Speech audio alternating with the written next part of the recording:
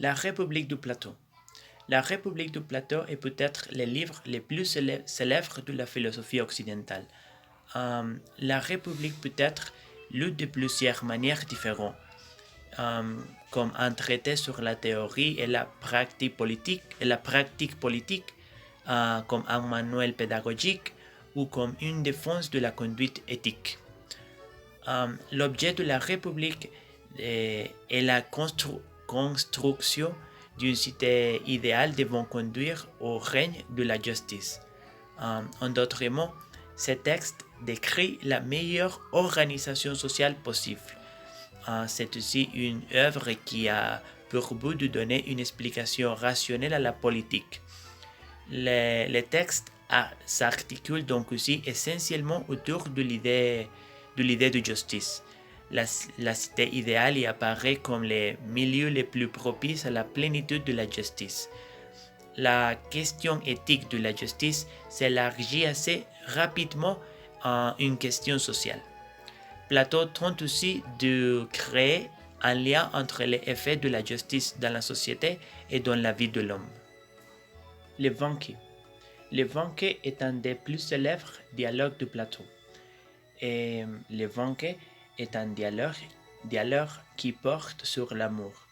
Et Platon peut, à travers ce thème, développer un discours sur l'amour, la beauté et le monde des idées, c'est-à-dire monde intelligible dans lequel on trouve les onces de choses particulières. Les récits se déroulent lors d'un banquet dédié à Agathon pour son triomphe lors d'un concours de tragédie. Cette indication nous permet de situer les tomes du récit au moment de la guerre du Péloponnèse. Apollodore, un disciple de Socrate, commence, encouragé par d'autres disciples, un discours sur l'amour. Ce discours est le premier d'une suite de 7 discours et tous consacrés à la nature de l'amour. Les principaux intervenants sont Socrate, Agathon et Pausanias. Le dernier discours est celui de Socrate et par lequel les propositions platoniciennes sont transmises. La politique d'Aristote. Et toutes les associations sont formées dans le but de parvenir au bien.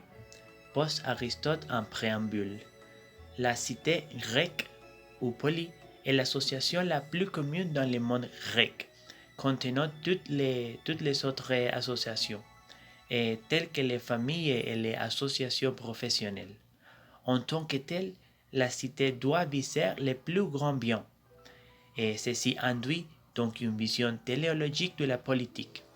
Aristote conclut que l'homme est un animal politique, et nous ne pouvons atteindre la vivant qu'en vivant dans une polis.